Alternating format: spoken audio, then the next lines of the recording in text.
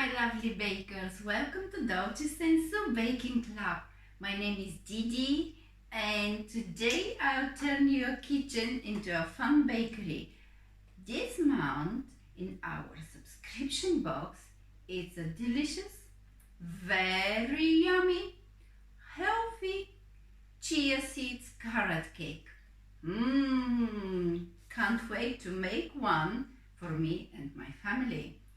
Okay, so let's start straight away making this lovely recipe, and end of the video I'll share with you few tips why I have choose chia seeds instead of eggs, why I use a fresh ginger, how we bake with veggies, and today it's a carrot, why I add a little bit more of the lemon juice. All these tricks and tips I'll give you when we finish making this lovely recipe. Let's start straight away with all the ingredients what we'll need. In the box are included all the dry ingredients, which are the chia seeds, the sugar, it's organic raisins, and the flour, baking soda, and all spices. And you need also 90 milliliters of oil. You need some water. Again, ginger, carrots, and lemon. So let's start now, and the first part is to make our chia eggs. Chia eggs are called because with chia seeds we can replace the normal eggs, and this turns our bakes into a vegan. So in many vegan recipes you'll find chia seeds, or we are calling it, the bakers, we are calling it chia eggs. And to make the chia eggs you need to pour pack number 1 into a small bowl.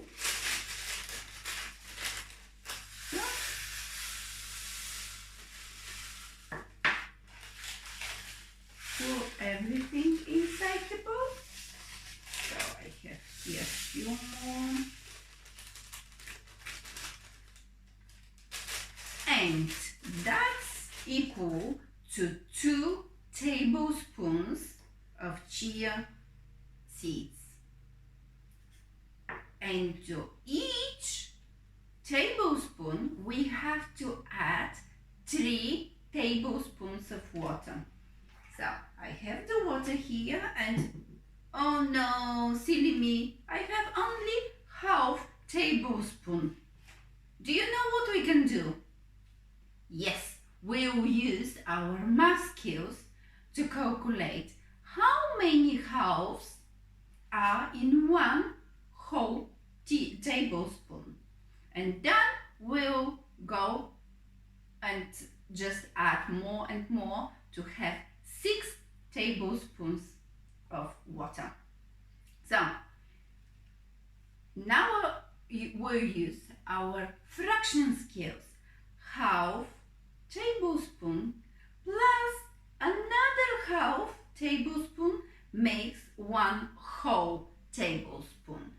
So to make one of our tablespoons that we can use to make the chia eggs, we need to add 2 halves. Okay, let's start now.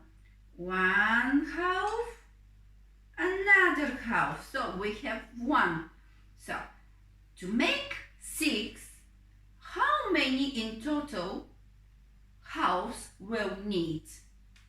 This is a little bit more advanced math, and maybe year 5 and year 6 children, it will be so easy for them to calculate and to see how much water we need.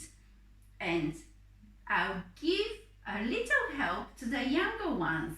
So we'll need 12 halves, which is 12 divided by half makes exactly 6 tablespoons what we need.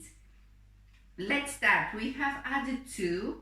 Now we need 3, 4, 5, 6, 7, 8, 9, 10, 11, 12. So we have 12 halves, which makes 6 whole tablespoons of water. Now we need to mix the mixture and just set aside that our chia seeds grow and get bigger and softer. So I'll show you in 5 minutes how the chia eggs looks like. Now we need to start adding our dry ingredients. We need to take first pack number 2, which is our brown sugar. Now you ask me why I choose brown sugar instead of the normal regular white sugar. I choose because brown sugar is healthier substitution of white sugar. The exact amount of white sugar we can replace with brown sugar, and our bakes will be still sweet enough, actually exactly the same sweetness as when we use the white sugar, but the brown sugar is much healthier for us and brings this specific taste and caramel which makes any bakes delicious. So pour pack number 2 inside and just do a little stir.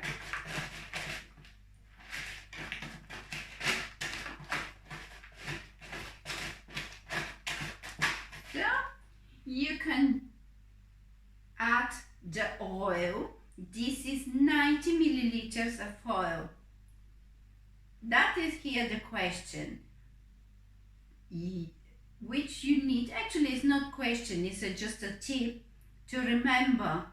We measure the liquid in milliliters and liters, and distance or how long is something we use meters and millimeters. And my question is here, what measurement we use for example, sugar or flour, when we want to see how heavy they are, how do we measure them? What are the measurements for the flour and for the sugar, for example? Do you know? Yes, it's grams and kilograms. This is very useful skill which you have to remember. We'll not use it only in our baking or this measurement. We'll use it in everyday life, and we have to know that liquids we measure with milliliters and liters, and sugar, flour, grams, kilograms. So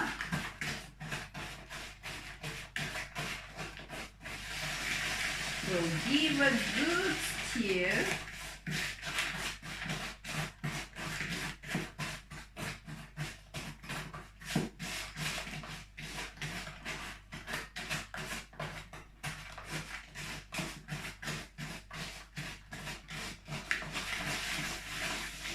That all the sugar is in small parts and combined with the oil.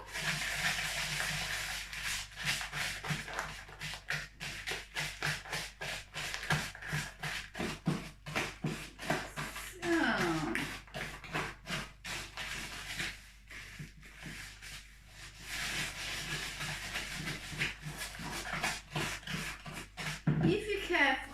lumps like this of the sugar, that means your sugar gets a little bit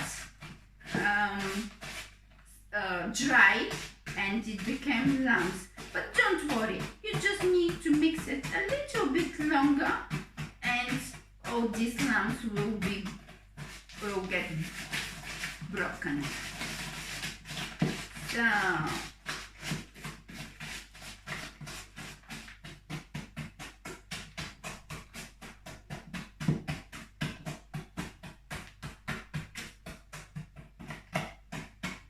we can use also the spoon just to press a little bit to make sure that we break all the lumps before we add the other ingredients.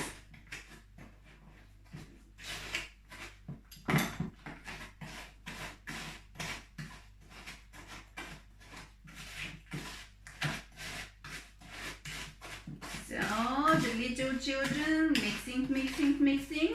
This is very fun and very good task for you. That's make our muscles stronger and our senses get sharper. So when we mix all the sugar and oil together, we need to add, first we need to grate actually the carrots, and we use the small part of the grater. This one is to grate small pieces, this one is for the big pieces, and this is for the hard cheese. So let's start now grating.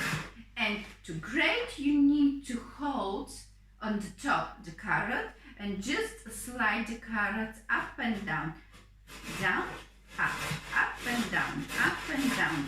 And just be careful not to cut your fingers. So if you need help, you can always ask your parents or all the brothers and or sisters to help you with this specific part, because I know could be sometimes a bit more trickier for the little hands. So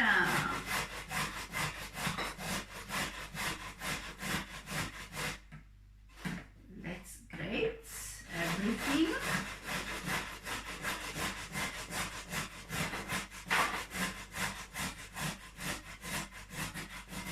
And if you have parts like this, just leave it on the side, and again just be careful not to cut your fingers.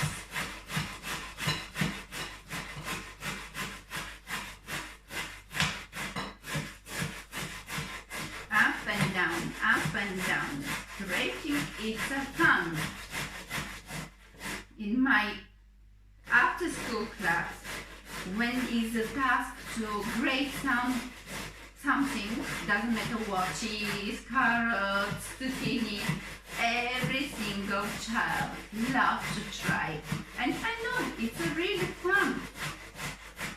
It's so good to see how the one hard part became small little part.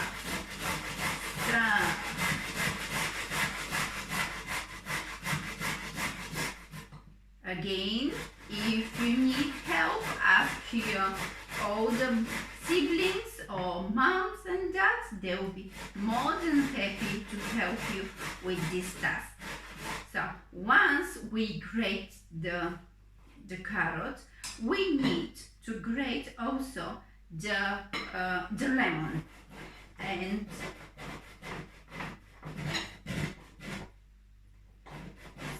so we need the zest of the lemon, and actually we'll need the lemon juice as well.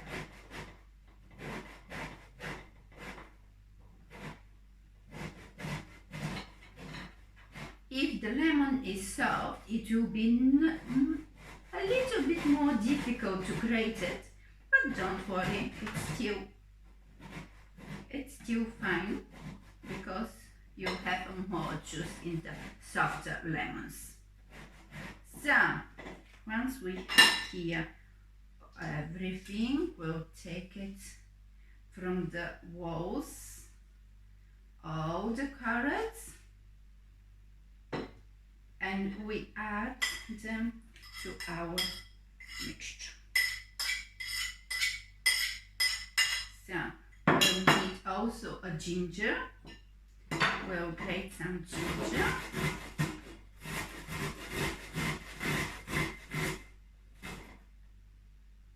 Fresh ginger.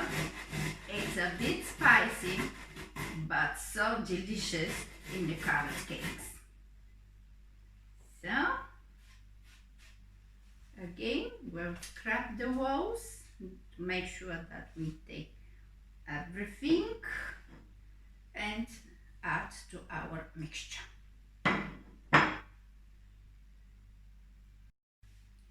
We need also the juice of 1 lemon.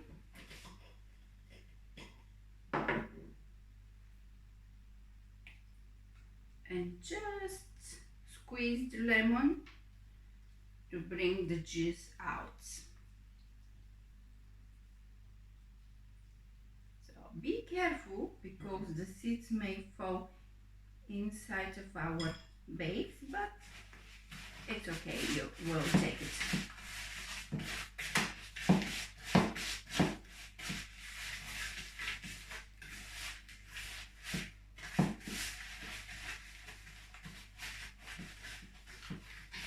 So we'll need 1 more.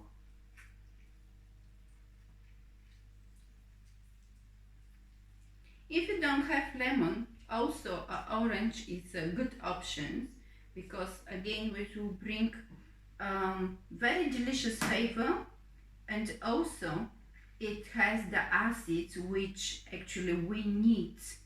Do you know why we need acids in our carrot cake? Yes, the acids will activate the baking soda which is already in pack form, because baking soda to work properly and help our bakes to grow, to get fluffier, we need to combine with acids, either with lemon juice, either with vinegar, even yogurt is fine and works perfectly with baking soda.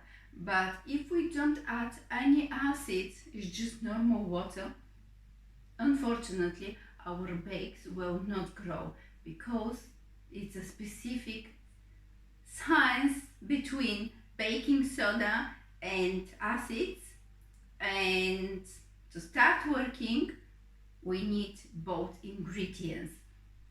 You can watch a video exactly of how this science process in my YouTube channel to get a really real picture. And next time when you bake with baking soda, you always remember to put some acids to get fluffier cakes. So let's continue with our baking, and we need to add pack number 3, which are the organic raisins.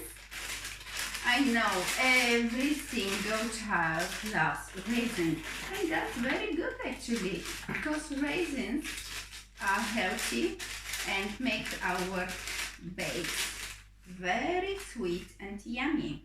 So let's mix it, and you can see already the liquids what's inside the bowl. Yes, the carrots, when we use carrots, will bring moisture inside of the cakes. That's why the carrots are not good only because they are really delicious for carrot cakes, but in any bakes the carrots bring moisture. And actually almost with all vegetables which we can use in the desserts, they help us because They are rich, really natural moisture for the cakes and our bakes. So now the chia seeds are almost ready, and we'll have like a jelly, like all the seeds are puffed and they're like formed like a sticky liquids, and these are our chia eggs. So remember, always, if you don't have eggs or you can't eat eggs, you can replace them with chia seeds. So 1 egg is replaced by 1 tablespoon of chia seeds with 3 tablespoons of water. So mix now everything until combined, and you have a really soft and lovely moisture. Now it's time for part number 4. This is our organic self-raising flour. The baking soda is inside and all the spices. And it smells gorgeous. So when we add the flour, we have to be very careful not to overmix all the butter, because if we overmix, the cakes will be tender and not so fluffy. So we'll mix until we combine all the ingredients. Okay, we are almost ready.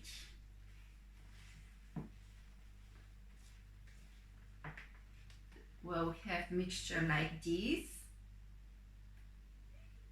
and we can take away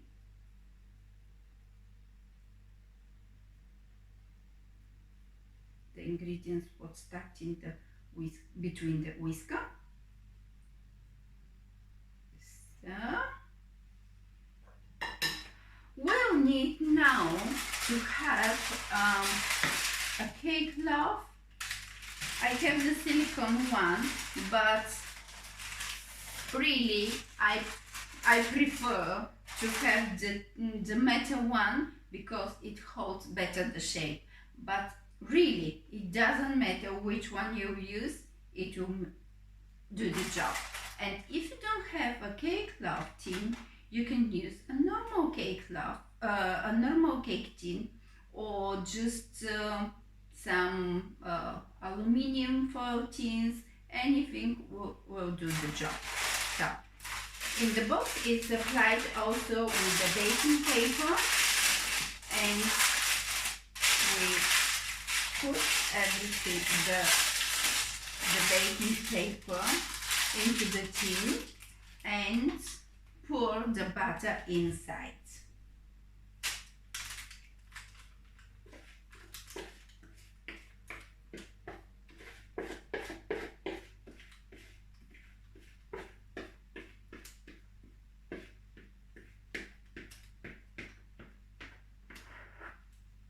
So we have here